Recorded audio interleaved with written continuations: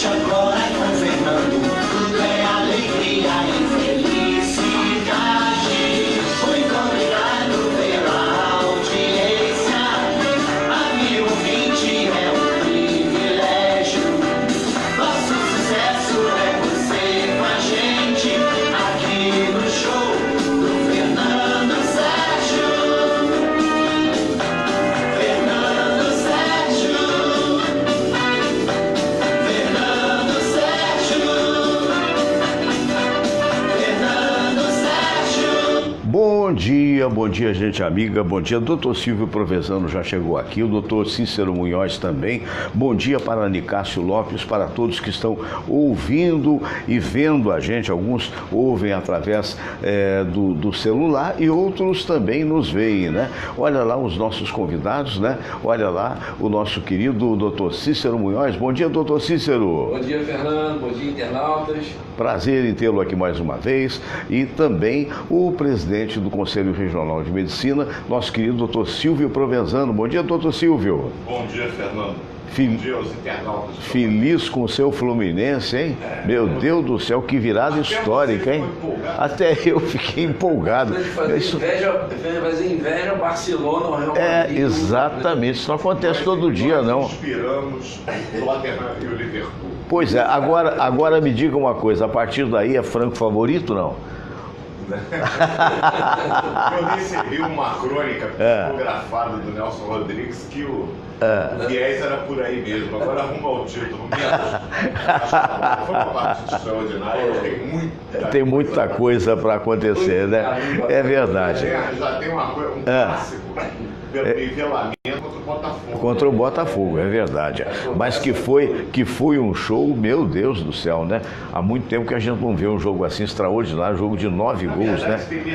Times acima do nível. É verdade, é E verdade. o resto é uma mistura, se juntar tudo, Corre atrás para não descer. Eu tô, coitadinho, o meu time tá o mais modesto, tá lá no último lugar. Meu time.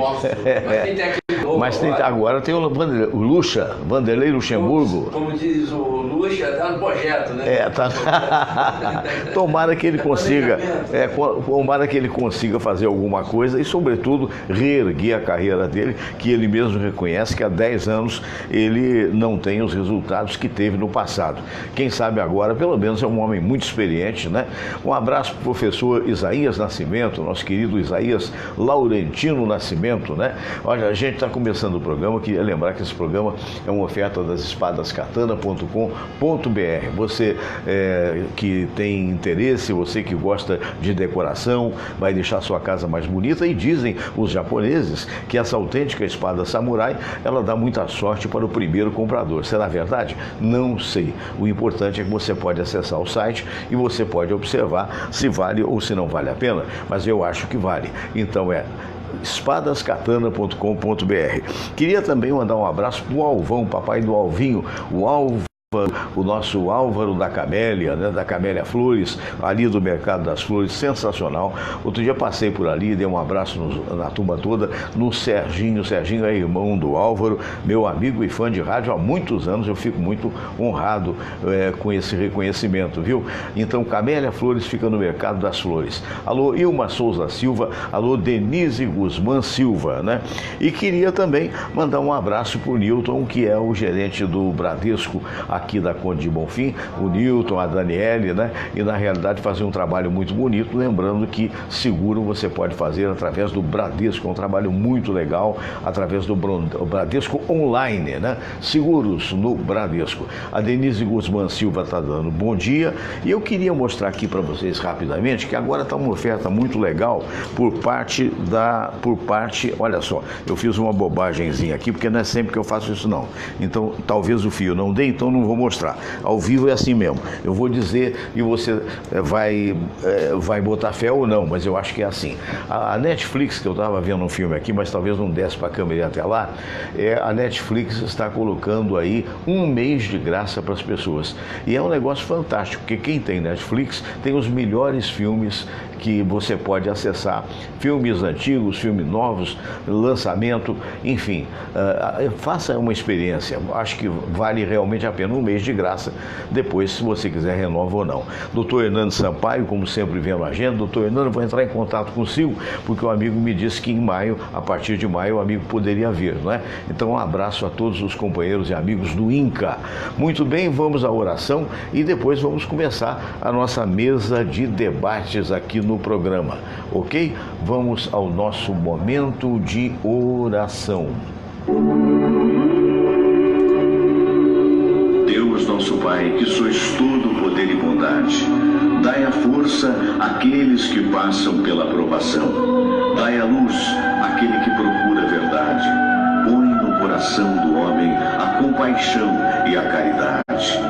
Deus, dai ao viajor a estrela guia, ao aflito a consolação, ao doente o repouso.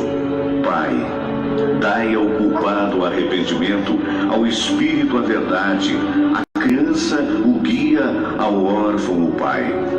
Senhor, que vossa bondade se estenda sobre tudo que criastes. Piedade, Senhor, para aqueles que não vos conhecem. Esperança para aqueles que sofrem.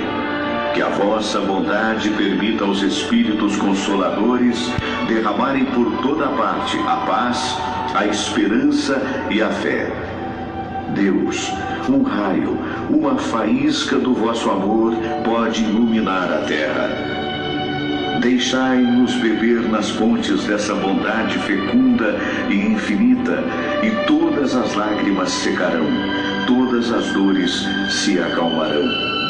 Um só coração, um só pensamento subirá até vós, como um grito de reconhecimento e de amor. Como Moisés sobre a montanha, nós vos esperamos com os braços abertos, ó bondade, ó beleza, ó perfeição. E queremos de alguma forma alcançar a vossa misericórdia. Deus, dai-nos a força de ajudar o progresso a fim de subirmos até vós. Dai-nos a caridade pura, dai-nos a fé e a razão, dai-nos a simplicidade que fará de nossas almas o espelho onde há de se refletir a vossa santa imagem.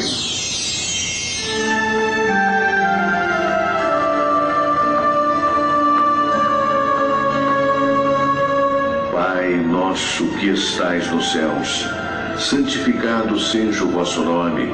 Venha a nós o vosso reino, seja feita a vossa vontade, assim na terra como no céu. O pão nosso de cada dia nos dai hoje. Perdoai, Senhor, as nossas ofensas, assim como nós perdoamos aqueles que nos ofenderam. E não nos deixeis cair em tentação, mas livrai-nos de todo o mal, porque teu é o poder e tua é a glória, por todo sempre. Amém. Pois é, nós vamos ao tema político do dia de hoje, né? Eu vou até mudar essa telinha aqui, enquanto vocês veem lá os nossos debatedores, porque acontece o seguinte, vocês sabem que o William Vac é um grande jornalista e é um dos maiores jornalistas, comentaristas políticos, né? E acontece que ele tem um perfil que eu sempre recomendo, que é o perfil WW. E eu gostaria, viu, doutor Cícero, doutor Silvio, de colocar a fala dele, que tem 5 minutos aproximadamente, 6 minutos, falando sobre a derrota sofrida pelo governo ontem na Câmara. De maneira que isso daria o start, digamos assim, da nossa conversa, não só pelo fato ocorrido, bem como os reflexos que eventualmente possam ter, inclusive em todos os setores da vida brasileira. E como ele é bem mais talentoso politicamente do que eu, pelo menos essa é a minha opinião, eu poderia talvez comentar, mas eu acho que o comentário dele é muito bom, eu fico muito feliz de poder repercutir e de recomendar esse site dele. Na verdade não é um site, é um canal do YouTube, assim como o meu, que se chama Painel WW. Vamos ouvir a fala do William Vac. Pessoal, viajando uma série de palestras em Curitiba, não dá para não deixar de comentar como vai indo o embate entre executivo e legislativo diante da mais recente derrota do governo na Câmara dos Deputados. Os detalhes vocês acompanham, evidentemente, por toda parte pela internet. Queria lembrar rapidamente do que se trata.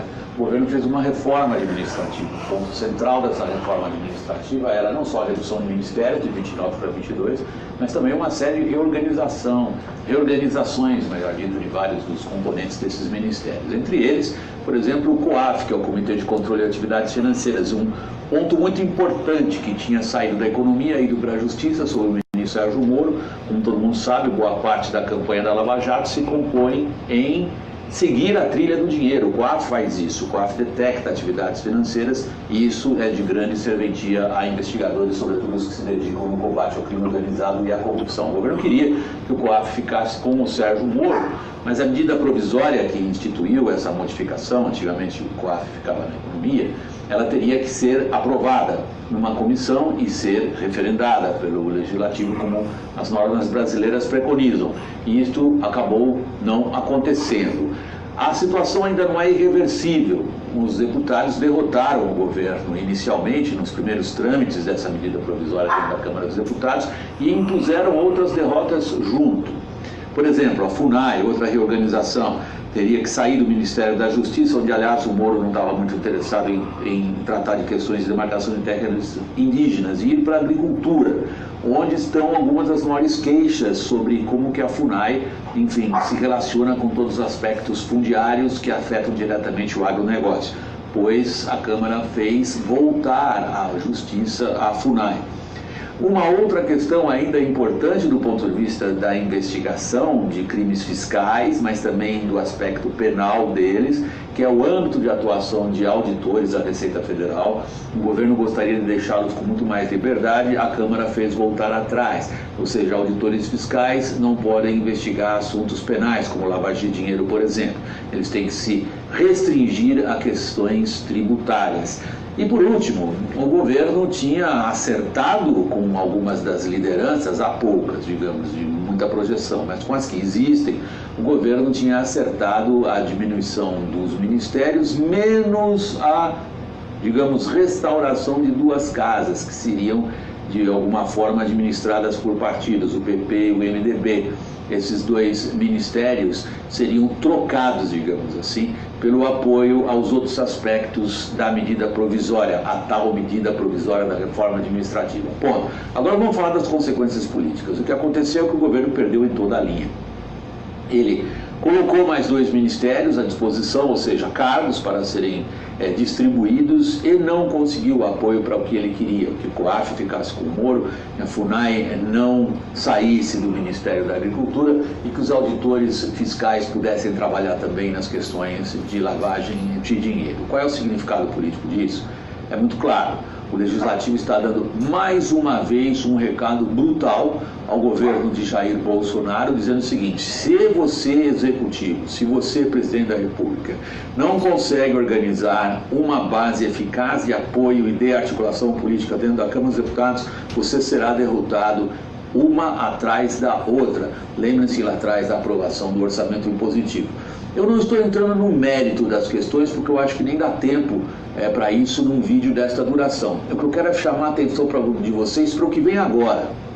Olhem só, como é que o Bolsonaro pode reagir frente às derrotas que ele vem sofrendo numa clara incapacidade de articulação? Primeiro, parece que ele não está mesmo muito interessado em se articular dentro do parlamento. Há uma percepção por parte do Bolsonaro que o parlamento é integrado por políticos que pertencem a uma outra era, e que a forma deles de se comportar jamais será uma forma de acordo com o que o Jair Bolsonaro gostaria. Ele tentou não negociar com partidos, não negociar individualmente com bancadas, preferindo falar com frentes parlamentares. Evidentemente não está dando certo. Há uma dificuldade grande por parte do próprio governo de organizar aqueles que são a base do governo, e isso se reflete no trabalho parlamentar. Mas voltando à percepção do Bolsonaro, a percepção é que não adianta mesmo. Então como? Aí é que eu queria chamar a atenção nesse vídeo. Como é que Bolsonaro vai se relacionar com o Legislativo daqui para frente, ou está tentando se relacionar com o Legislativo? Dentro da percepção dele de que não adianta fechar acordos. Provavelmente é esta a principal consequência do que aconteceu nesta quinta-feira em Brasília, na percepção do Bolsonaro. Não adianta negociar acordos. Então vai negociar como? Não vai negociar não interessa ter uma base parlamentar. Como é que se faz daqui para frente? Há uma tentação muito grande da parte de Bolsonaro e de uma boa parte das pessoas que o apoiam diretamente, principalmente o seu círculo mais próximo, os filhos, por exemplo, de usar redes sociais e usar a chamada pressão popular para fazer com que os parlamentares se comportem como o governo gostaria que se comportassem em frente a matérias relevantes do ponto de vista do governo. Aí é uma novidade política, pessoal, que não é boa para o Bolsonaro. Uma parte dos deputados que, digamos, deram essa pernada no governo dentro da Câmara dos Deputados hoje, saiu de lá dizendo o seguinte, que eles não se intimidam com pressões exercidas sobre o comportamento eleitoral deles dentro da Câmara dos Deputados por redes sociais. Em outras palavras, eles estão contestando diretamente aquele mecanismo através do qual o Bolsonaro, em parte, conseguiu uma vitória eleitoral e através do qual, em parte, ele tenta conseguir o clima político necessário para a aprovação de projetos importantes. É muito, digamos, significativa essa data no sentido de que ela obrigará Bolsonaro a ter uma decisão. Ele vem para o jogo do legislativo, organiza uma base um pouco mais eficaz, compõe, digamos, as suas estruturas de apoio, negocia e faz compromissos e tenta avançar o que lhe interessa, ou ele prefere agir de fora para dentro do legislativo, principalmente com essas armas políticas que ele acha que são eficazes, sobretudo a capacidade de mobilização através de redes digitais. A gente vai passar por um período político, quer dizer, né? A gente está num período político de turbulências e eu tenho dito isso aqui a vocês e reitero, acho que essas turbulências estão muito longe de se acalmarem, ao contrário, a derrota, mais uma vez, é bastante significativa do governo no processo político. Não estou falando ainda das consequências práticas, ok? O que eu estou falando é do significado político, não estou entrando no mérito prático do que aconteceu hoje. Estou dizendo do significado político. O significado político é importante. Jair Bolsonaro está perdendo na guerra com o Legislativo. Pessoal, muito obrigado. Até o próximo vídeo.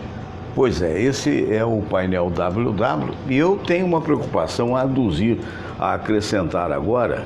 Vou começar aqui com a fala do Dr. Cícero Munhoz, passando a câmera aqui para a Samira. Bom dia, Samira. Doutor Munhoz, a minha preocupação agora é a seguinte, que já tem aí líder do governo falando que se não houver aprovação da reforma da Previdência, não vai ter como pagar os aposentados. Quer dizer, pressão em cima de pressão, votação que na verdade faz a derrota do governo, pessoas que eu imagino que não estão nem na esquerda e nem à direita, mas analistas, a exemplo do William Vac, dizendo que alguma coisa tem que ser feita, ou eu estou errado? Não, o que tem que ser feito tem. O que a gente assiste hoje, na minha opinião, são os focos de resistência inclusive pessoas comprometidas, né? Eu acho que é desonesto falar 16 anos para botar só o PT na brincadeira. Eu hoje estendo a todos os governos, exceto o Itamar Franco, né? Tudo isso hoje teve o resultado aí, infelizmente. Embora tenha perdido as eleições, eles têm muita força ainda. Então esses focos de resistência na Câmara dos Deputados, no Senado e no próprio Supremo... Mas não está faltando habilidade por parte do governo, porque os próprios líderes do governo ontem diziam isso. E eles sabem disso, porque eles são raposa velha. E aí vem um cara que não tem a experiência, não pode se queixar de falta de experiência, são 24 anos de política também, não pode dizer que é um... foram 7 mandatos, né? Mas com práticas que não era gestor, né? Não era gestor. Com eles. Então, esse cara que formou um partido novo, que o apoio dele é muito restrito, muita gente nova também. Ele vai ter muita dificuldade mesmo, isso aí não tem jeito. Era previsto. Era previsto, eu sabia que ia ser assim e temo que ele não aguente essa pressão. Eu temo ele. Outro temor também, porque muita gente falando assim entre opositores e situacionistas. E outra coisa que eu temo, com o desmando que a gente teve nesses 20 anos, isso tudo que está acontecendo, eu temo por um regime mais duro e até um regime de exceção. Eu temo. Porque o que ocorre? Eu vou rememorar lá. Porque chegou um ponto que é insustentável. Mas eu lembro disso, que na minha família o pessoal era muito politizado. Meu pai era militar. Sei. Eu acompanhei o que aconteceu em 64, quando eu tinha 9 para 10 anos. Então, naquela época, começou a acontecer coisas parecidas. Sei. E teve uma hora que o próprio povo começou a ver, pô, mas tá tudo errado, tá muito ruim, tacaram fogo em ônibus, faziam manifestações, e aí chamaram os militares para falar, olha, tá uma bagunça. E como chamaram o Exército, a Marinha Aeronáutica, para tentar dar jeito nessa violência. De uma forma equivocada, né? Na época do Temer, e né? eu temo que essa coisa de coração eu lhe digo uma coisa, vamos É. ver se você concorda comigo. Se eu fosse o general do Comando Leste e o Temer chamasse para fazer o que ele fez, eu não Eu aceitaria. também não aceitaria, eu falei isso aqui. Porque ele estava voltando de férias, ele estava completamente. Eu também não Não é? E ele até tentou, É. mas não resultou. E uma coisa que eu acho que vai ser o estupim disso aí é a reforma da Previdência, que é uma necessidade. É absoluta, né? Que vai trazer alguns problemas, vai. Mas aí o problema maior é empurrar isso para frente, como nesses 20 e tantos, 30 anos, empurrou-se para frente. Não pode mais. É muito característico do político. Fazer qualquer coisa que não seja simpático. Deixa não para o outro resolver. Deixa que ele resolve. E isso aí, se não for resolvido, você tem dois caminhos. A gente já sabe qual é. A inflação. Porque ele não tem dinheiro para pagar, você tem que fabricar. Fabricar moeda sem o lastro ouro. Fabrica papel. É uma coisa que eu aprendi quando fiz contador. Isso. Você não pode. Não tem valor. É verdade, real. não tem valor real. Isso gera, aí daqui um pouco está lá na Venezuela, 1 milhão de porcento de. E o segundo é pegar dinheiro lá fora novamente. Agora a pergunta é: quem vai querer emprestar ao Brasil com juro civilizado num país em crise? Quebrado.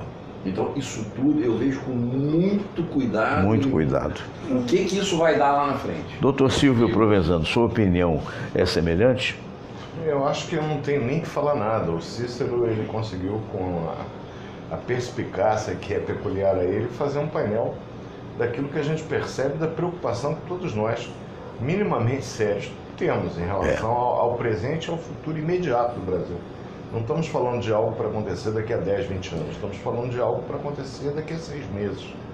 A situação realmente preocupa. E a questão do perfil psicológico do presidente eleito. O Jair nunca demonstrou, pelo menos nas bravatas dele no Congresso, na época em que ele ainda era deputado, muita capacidade de diálogo, de negociação. Ele é um indivíduo que sempre colocou muito claramente as ideias, aquilo que ele acredita, sem arredar pé. Então, imaginar que ele, enquanto presidente, com toda a autoridade que o cargo dele lhe confere, ele vai abrir mão de alguma coisa, vai ceder alguma coisa, eu não acredito.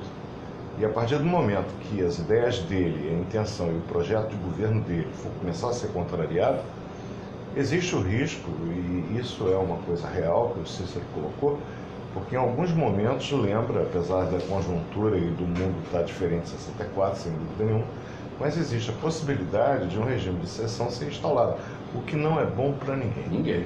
Porque quando a gente fala dos 16 anos do PT, eu entendo que os problemas do Brasil começaram desde que Brasília foi criada.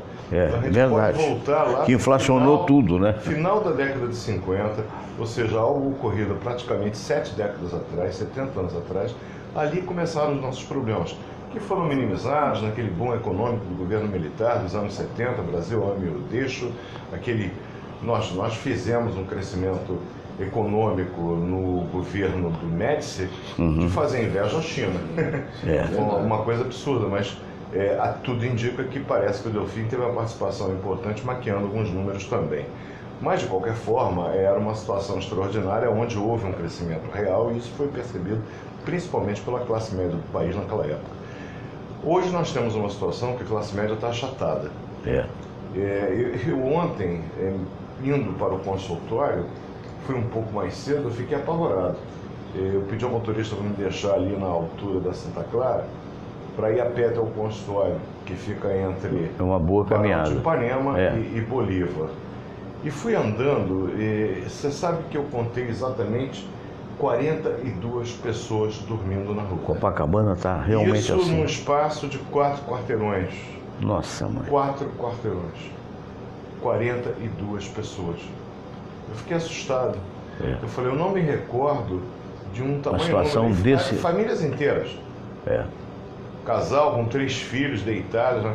É assustador, é deprimente. E num Esse bairro é o meu país.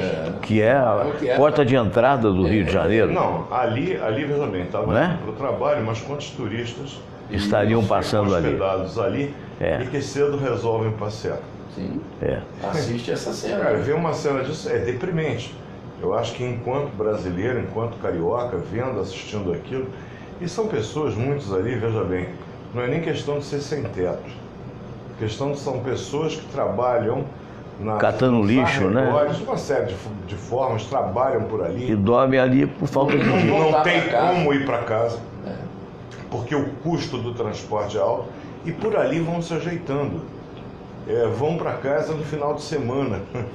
É complicado, porque a imagem que nós passamos para quem vem de fora é aquela imagem de selvageria que em alguns lugares ainda tem a nosso respeito.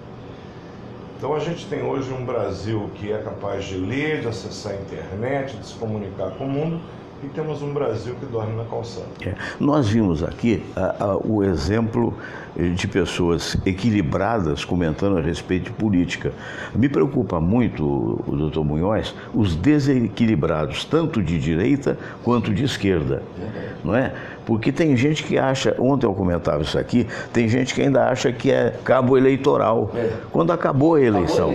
Quer dizer, o mais difícil agora é procurar um consenso, é fazer com que alguns opositores, digamos assim, do atual governo, e que tenham um pouco de patriotismo e um pouco de entendimento, entendam que nós temos que sair disso, nós não podemos ficar. Eu tenho essa experiência, eu nunca votei no Lula e nunca concordei com as práticas do PT. Mas toda vez que eu perdia uma eleição, foram 2 do Lula, 2 da Dilma, eu perdi, eu votei, não votei. Vida que segue, vida que segue. Vamos tentar fazer o melhor, vamos tentar dar o apoio. Eles não honraram com a confiança das pessoas, esse problema não é meu, é deles. Mas é preciso que a gente dê o apoio. E infelizmente, mas aí tem uma diferença. Eu sempre brinquei, mas é verdadeiro, cada vez eu me convenço disso. Os partidos de esquerda, vamos falar também só no PT, pode botar aí PSOL e outros mais, esses PCdoB, e, na minha opinião, não são partidos políticos, são seitas de fanáticos. Eu acredito que um percentual expressivo é assim. Não sei se todos eles, mas... Qualquer coisa achando que aquilo é o melhor mesmo. Estão pensando ainda em revolução de esquerda. Eu perguntei o nosso presidente lá da Associação Alemã do Amparo, ele é médico psicanalista. E eu perguntei a ele, Ronaldo, o que você acha? O Lula é um cara, do ponto de vista de sanidade mental, normal? Ele falou, não. Eu falei, por que você fala isso? Ele falou, não, porque ele acredita naquilo que ele está dizendo. Naquilo que ele fala. Pode ser a coisa mais absurda do mundo. Isso é um desvio grave, que eu tenho vários pacientes que eu trato, só que ele foi presidente. Olha um homem desse com um desvio grave desse do ponto de vista mental. Então é isso, e eu acho que muito... E arrastou um monte de gente e arrasta até hoje, né? Agora, há muito também, não há muito nessa história desse arrasto, por assim dizer, doutor Silvio, a dependência, porque você, quando chega a um posto desse, ele coloca um sem número de pessoas que eventualmente estariam até desqualificadas e desempregadas em cargos importantes, quer dizer, isso acaba resultando um apoiamento. Alguns apoiam por fanatismo, como você disse, outros por ideologia, eu até entendo, e outros por puro interesse, né? Sem dúvida. Na verdade, tem aqueles que acreditam piamente, aproveitando que Pia entrou ali. Nossa Maria Pia, lá de Roma. Abraço. E o Aibinder. Um abraço, Fernando Pereira. Um abraço para os amigos que estão nos acompanhando. Tem aqueles que acreditam por uma questão ideológica, né? Por uma questão de que eu tenho um pensamento socializante, eu tenho um pensamento de que todos somos iguais, o que é uma bobagem. O que não é verdade, não é O verdade. que caracteriza a humanidade é a heterogeneidade que existe no ser humano por outro, e eu sempre digo bendito Dio, porque imagine se todos fossem ateus. Seria muito chato, inclusive, né? Bom, todo mundo está falando aqui, a mesma coisa. Nós três, Samira, nós quatro, conversarmos algo que os milhares que nos veem e ouvem pensam da mesma forma, que graça teria. Eu acho que a controvérsia é importante, e a pergunta que move o mundo é por quê? Por que o Silvio pensa diferente de mim? Uma razão deve ter. E eu entendo que algumas pessoas, por essa questão ideológica que gera o fanatismo, não estão nem aí. Não.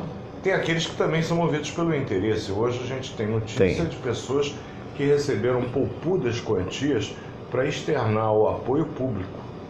E pessoas que a gente sempre teve um grande apreço, sem citar nomes, porque eles não precisam de golpe. Mas, na verdade, sabe-se hoje que a fé ideológica de alguns ela era motivada por poupudas quantias que permitiam projetos que muitas vezes sequer saíam dos papéis. Verdade. Fazer uma peça assim, acolá, nunca saiu do papel. Mas o dinheiro entrava regiamente, enquanto isso, vamos PT, vamos Dilma, vamos Lula. Mas os problemas começaram muito antes. A gente também não pode agora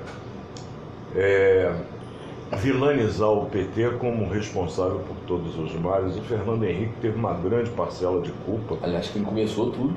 Teve uma grande parcela de culpa nos 8 anos que ele fez como presidente. O plano real, o Fernando Henrique estabilizou a moeda, mas gerou uma situação que acabou desembocando no PT e que acabou desembocando nesses 42 que eu encontrei dormindo nas ruas. Então é uma situação deprimente, é uma situação preocupante. Eu, particularmente, estou muito preocupado com o futuro do meu país, estou muito preocupado com o presente dele, essa questão da Previdência. Tem que cortar na carne. Na verdade, o problema da Previdência, e isso as pessoas ainda não perceberam, não afeta rico. O rico não está preocupado com a Previdência. Nada. O indivíduo que tem uma qualidade de vida melhor e tudo, aquele que é capaz de viajar todo ano, aquele que tem o seu imóvel e aluga outro, ele não está preocupado com a aposentadoria, ele já tem aposentadoria. A aposentadoria afeta aquele que está A classe média mesmo, achatada. A classe média Já achatada. tá A na classe dificuldade. média, eu diria que de B para C, a classe D e a classe E. É verdade. Porque a classe A e a classe média alta, que é quase classe A, não está preocupado com a Previdência. Nem com imposto de renda. A pessoa não conta com aquele dinheiro para sua sobrevivência depois que parar de trabalhar. Ela já tem os recursos dela que permitem uma sobrevivência, eu diria que numa condição de vida muito melhor que a maioria. Então, a questão da reforma da Previdência, e isso alguns idiotas ainda não perceberam, é uma preocupação com o povo. Tem que fazer? Tem. Porque é uma conta que o Guedes faz muito melhor do que o Silvio, do que o Cícero, do que o Fernando. Ele já fez a conta e diz: a conta não fecha. Não fecha. Eu vou ter que pagar e não vou ter como pagar. Eu tenho que mudar alguma coisa. E quem está falando isso é Paulo Guedes. Quem é Paulo Guedes? Um dos melhores economistas Do mundo. Do mundo, Não estamos falando de um curioso, não estamos falando de um cara que pegou a economia como uma ferramenta ideológica para defender um ponto de vista marxista que em lugar nenhum do mundo existe. É simples assim. É verdade. Quer dizer, é muito preocupante. Eu vou te contar uma história, não sei, acho que vocês souberam ontem. Eu fui surpreendido com uma das notícias mais absurdas, que tem tanta notícia absurda, mas que mostra o caos que hoje a gente vive e a tentativa de conserto que tem que haver um dia, e o mais rapidamente possível. E chegando aqui para as estradas, eu diria federais, porém, chegando ao município, ontem um cidadão chegava de carro e foi parado por um policial rodoviário federal. Foi parado, o cidadão todo falante, desceu e tal, os seus documentos. Ele dá os documentos, olha para o policial e diz assim: posso tirar uma selfie? Aí o policial diz: mas selfie? Não, porque eu admiro profundamente o seu trabalho, eu admiro o policial rodoviário federal. O cara achou que era muita admiração e resolveu fiscalizar, procurar o que tivesse no carro do sujeito. Tinha só 17 fuzis que iam ser vendidos a R$70 mil cada um para os marginais de um determinado morro no Rio de Janeiro. Quer dizer, meu Deus do céu, Imagine isso, que hoje nós estamos chegando em Roma com a Maria Pia, estamos chegando em Portugal com o Jorge Trigo, estamos chegando em Miami com a Tônia Elizabeth, lá em Oslo, na Noruega, com a nossa Aline Heibolt. E qual é a imagem que o país pode dar? Um país lindo como o Rio de Janeiro, aí você fica sabendo que o principal monumento, o mais conhecido no mundo, que é o Cristo de Braços Abertos, não está funcionando o elevador, os elevadores, nem a escada rolante. O turista tem que subir 200 degraus para poder chegar à beira do Cristo. O Rio é o caminho da fitness, a gente está estimulando. Ô, Fernando, a gente vai obrigatoriamente. A gente vai bater numa outra tecla que a gente, volta e meia, está voltando nela, que é o problema da inabilidade que o brasileiro tem de fazer com que uma indústria que é altamente rentável, que é o turismo, ele não sabe. Não sabe. Não sei se não sabe, não quer. Não quer, mas que roubam tanto. Eu tive a honra de... sei que é questionável, sei que aqueles que eventualmente, e realmente ele não foi perfeito, tentou, mas até a filha dele atrapalhou muito, mas eu tive a honra, quando o Brizola entrou no segundo mandato, ali no Palácio Guanabara, o diretor da Tupi, Alfredo, falou: Fernando, eu tinha um horário de 9 ao meio-dia na rádio, Fernando, eu quero que você vá entrevistar, eu tenho até a foto disso, se você puder pegar, ou então a gente mostra outro dia. Eu e o Brizola, e eu dizia o seguinte: ele tinha dados que nós não tínhamos à época, ou eu era muito ingênuo, porque em determinado momento ele cansou de dizer esse recurso, falava aquele jeitão dele, temos que acabar com a roubalheira nesse país. E eu achava exagero. Eu, ingenuamente, achava exagero. Quer dizer, meu Deus do céu. Então é isso. Ele falava também que a Rede Globo de televisão prestava um grande desserviço à família e ao país. Mas não tenha dúvida disso, não tenha dúvida disso. Com raras exceções, a gente elimina as exceções, até porque tem muita gente boa ali trabalhando, mas a verdade é essa, porque conduz a manada. Aí você vai em um país fora, o pessoal sempre fala Estados Unidos, não precisa falar Estados Unidos. Não, pode falar Europa. E você vai ver qual é a estrutura de turismo que você tem lá numa Torre Eiffel ou mesmo num parque dos Estados Unidos. E é uma estrutura perfeita, nada deixa de funcionar. E o que aquilo gera de divisa para o país? Por que a gente não faz igual? Se não sabe, vai lá aprender. Eu sempre falo isso para você. Nós médicos, né, Provenzano? A gente vai aonde? Nos congressos para quê? Para ver o que o colega está fazendo, o que a gente pode fazer para melhorar. Tudo está globalizado, você não pode se fechar numa concha e deixar de ver o que o outro está cozinhando no fogão dele. O mundo inteiro, ele interage, ele se comunica, a gente vai lá, faz benchmarking, né? Vamos copiar. Claro. Agora, o grande problema é que, por exemplo, na nossa área em particular, e Cícero sabe muito bem disso, não há os recursos necessários para pesquisa. E na situação que o país se encontra, esses recursos que já são muito escassos vão desaparecer por completo.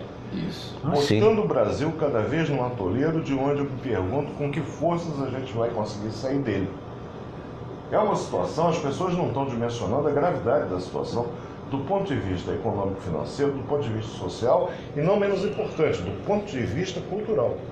Então a gente está numa situação realmente que é uma saia justa, sinuca de bico.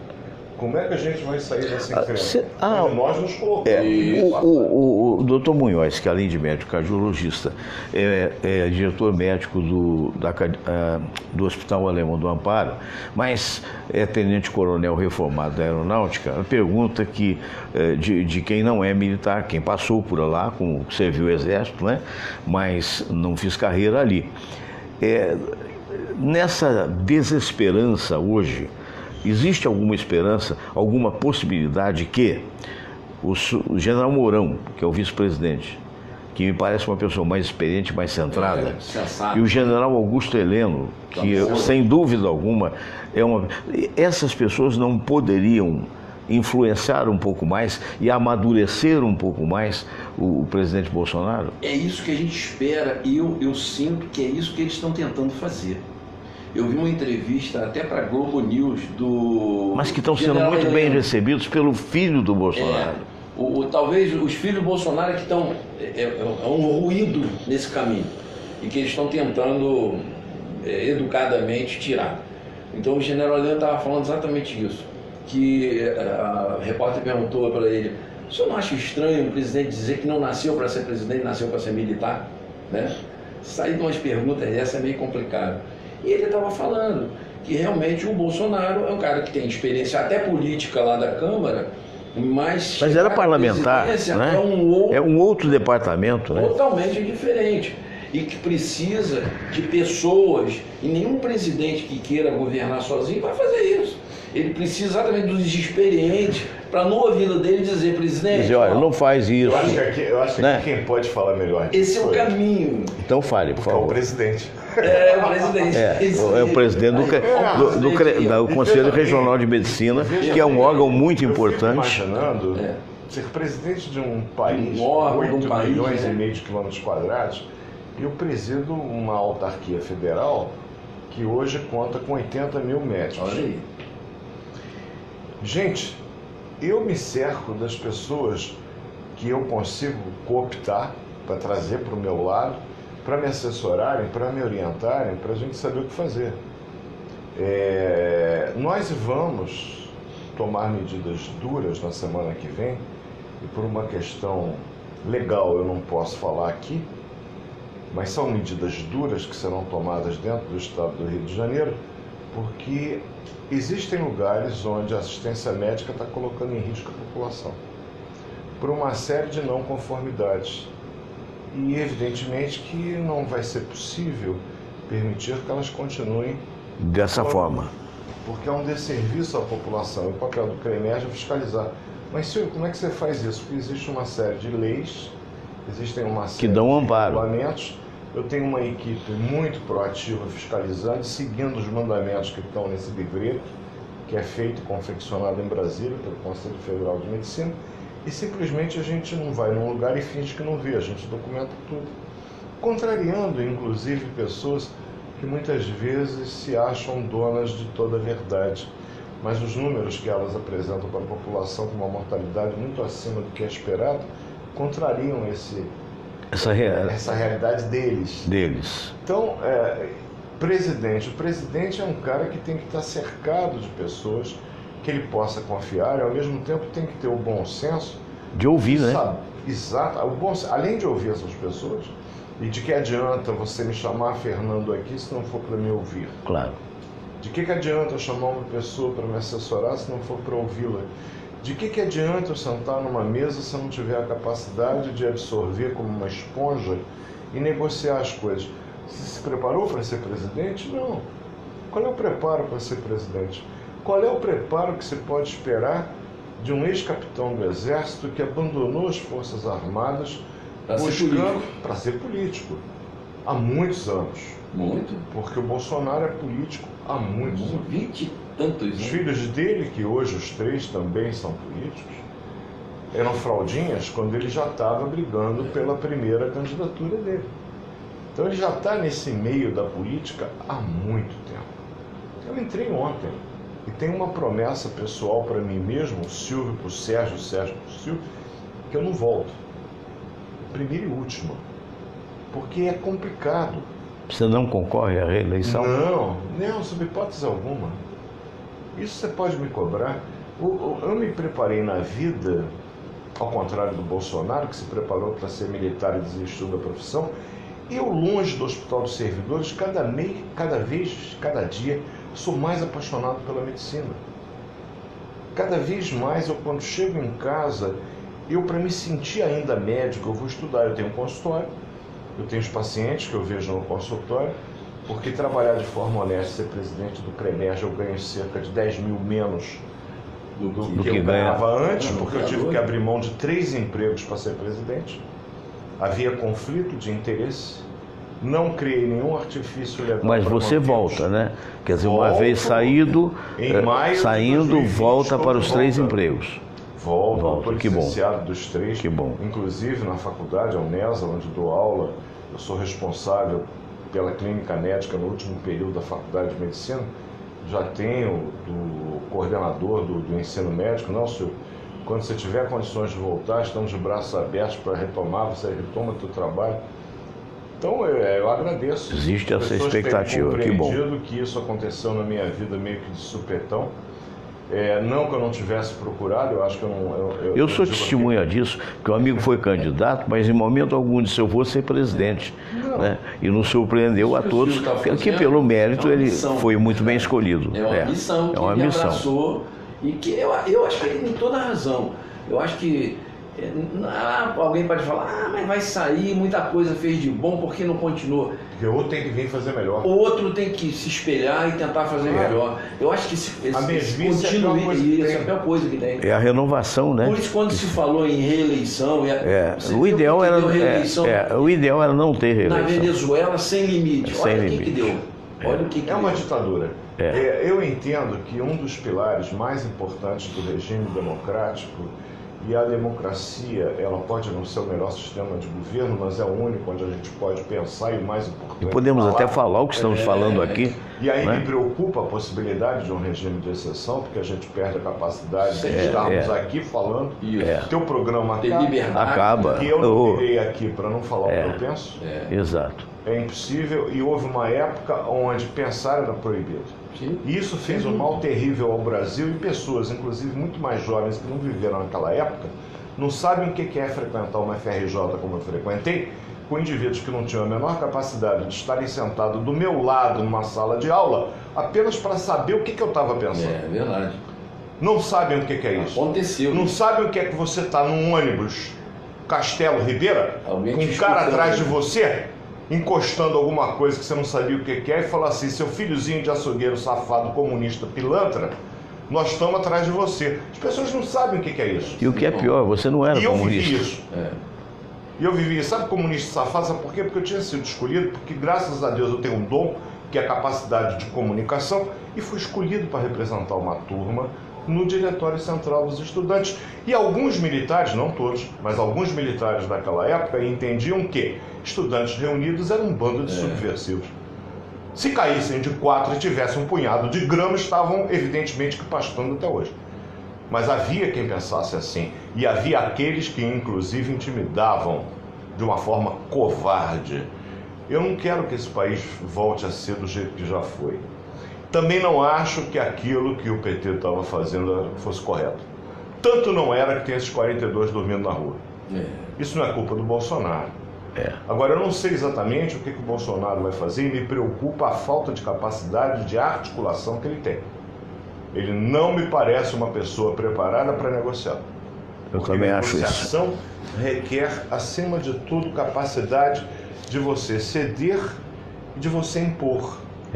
Impor aquilo que é absolutamente negociável, ceder aquilo que ceder não é uma palavra que faça parte do dicionário Aurélio dele. É algo que ele não sabe muito bem como fazer. Essa é a impressão que ele passou para mim. Eu posso estar errado. Quisera estar errado, mas eu não sei se eu estou. Então a gente está vivendo uma situação onde ele vai ser colocado contra a parede, e um homem com o perfil psicológico dele, com a história de vida dele colocado contra a parede, boa coisa não sai. Esse é o problema. Tomara que eu esteja errado. Eu diria até queira Deus que estejamos errados, né? Agora, quando 3 pessoas com alguma experiência de vida, com algumas vivências, com alguma capacidade de ver o que acontece aqui, o que acontece lá fora, começam a pensar e terem as mesmas preocupações, quem está nos vendo, nos ouvindo, fiquem preocupados também. A esperança é que programa como esse, estamos chegando praticamente ao final, possa de alguma forma, de repente, há aqueles que de uma hora para outra passam a ouvir. Será que isso vai haver, essa possibilidade a nível do desenvolvimento do país? Essa é uma pergunta que nós vamos poder responder, Fernando, provavelmente nos próximos anos. A gente não vai conseguir resumir o que é o Brasil, um país continental, nesses 50 minutos, 60 que a gente minutos. Tem aqui agora para falar. Mas veja bem, como é que é a situação da saúde no Brasil? Nossa, meu Deus, é um caos. O que a gente tem de grandes pesquisas? Aquilo que empresas internacionais trazem para cá, muitas vezes nos tornando cobaias de projetos. Essa é uma preocupação. E levam, né, Silvio? Porque uma Pois é. coisa que a gente já comentou aqui, você tocou num ponto que eu achei interessante, tinha até me escapulido, agora eu estou relembrando aqui. Quando você fala na área da pesquisa, um país cresce, um país começa a ser um país sério, como eu sempre cito a Coreia do Sul, como um país que teve um desenvolvimento espetacular. Extraordinário. Hoje, que era desdenhado por muita gente. Você verdade. na rua, a própria China também. Vamos ser A China sinceros, também, cara. Xing Ling. como Você se falava fala. num carro chinês, num carro coreano, era visto com desdém. Hoje eles estão dominando. Estão aí dominando o mercado. Então isso é fruto, sabe de quê? De pesquisa. Estudo, né? Estudo e pesquisa. Eu sempre digo isso, não tem nacionalidade só. Não tem. Se você é um bom pesquisador e você não tem apoio no seu país, eu te carrego Vai para pro meu. outro. E muita gente está saindo do país. Eu já citei um exemplo, um exemplo aqui, aqui no programa, e o professor vai me confirmar isso. Quando saiu um medicamento que foi na época, hoje nem tanto que já tem muita coisa junto, no tratamento da hipertensão, foi o Captopril. Isso. O Captopril foi uma pesquisa brasileira. Olha, Baseada no veneno da jararaca. Exatamente. agora você vê. Onde pesquisadores, particularmente da Unicamp, começaram a notar que o veneno da jararaca, ele matava por uma hipotensão. queda, exatamente, uma queda abrupta da pressão. E aí ele diluído, Cara, peraí, vamos tratar disso. minimamente Descobriu o que poderia. que tem no Descobrir o veneno que da é. jararaca? O que tem esse veneno, qual é quimicamente o elemento, era bom até o Santoro estar aqui, um químico aqui, né? Quimicamente descobriram o que era, fizeram sinteticamente e se tornou. Aí depois veio enalapril, lisinopril e todos os outros parecidos. Mas esse pesquisador que tentou patentear isso aqui como empresa brasileira de farmacêutica, ninguém deu importância a ele. Meu Deus. Veio uma empresa americana e fez o quê? Ele mora nos Estados Unidos. Está muito bem, obrigado.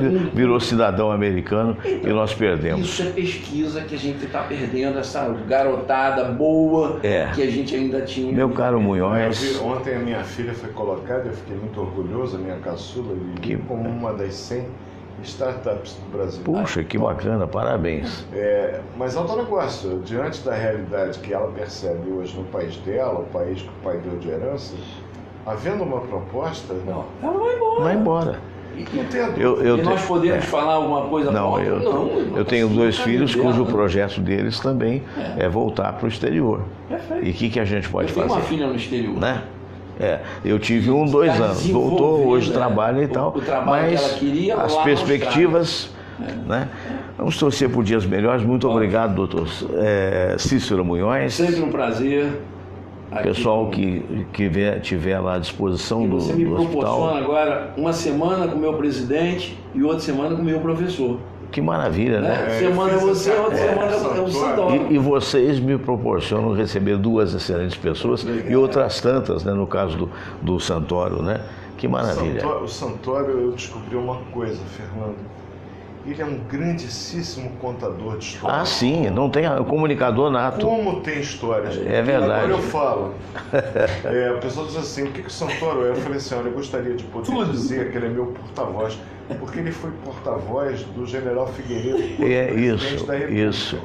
Falando, o presidente do CREMERG tem um porta-voz, que é o ex-porta-voz do presidente da Tá vendo? Agora só falta você virar presidente qualquer dia desse da República.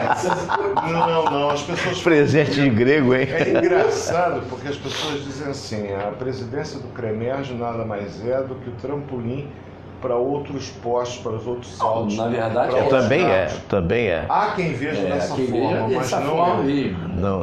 Na verdade, entendo que foi algo que aconteceu na minha vida de uma forma que não tinha sido planejada, nem poderia ter sido. Eu vou tentar, evidentemente, pelos próximos 12 meses. Fazer o melhor. Ainda. São 20 meses de mandato, já cumpri praticamente 8. Certo. Faltam alguns dias para 8, vão faltar 12 um ano completo.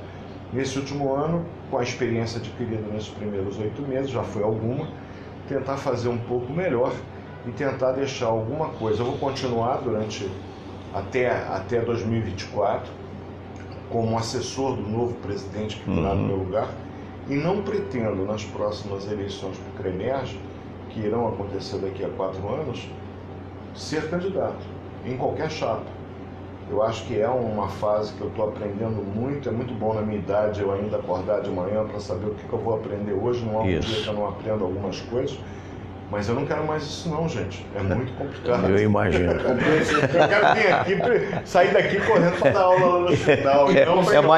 É mais simples, né? Claro. Olha, gente, muito obrigado, viu, a todos que estão ouvindo a gente. Um abraço grande, um abraço para o Beto Aquino, que viria hoje, mas talvez houve algum problema. Na verdade, o Beto é um misto de dentista, cantor e compositor da Portela. Empresário. E empresário também, grande empresário.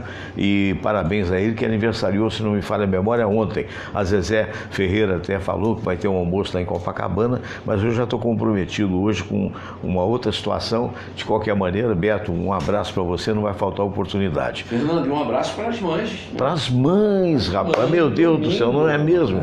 Até a Samira, ontem pela primeira... Olha, Samira, para minha esposa Mônica. Eu tô melhorando no meu machismo, sabia? Ontem, pela primeira vez na vida, eu entrei numa boutique sem ela, que ela estava no sítio lá em Guapi, e comprei um vestido da minha vida para dar de presente para ela. Que ela vai trocar porque não achou que estava tão bom quanto eu imaginei. Homem, sabe coisas. Gente, olha, feliz Dia das Mães, obrigado pela lembrança, puxa vida. A todos um abraço, namastê, e se Deus quiser, segunda-feira estaremos de volta. Vamos lá, vou acompanhar junto com a câmera. As letrinhas vão subir. Um bom fim de semana a todos, um bom Dia das Mães.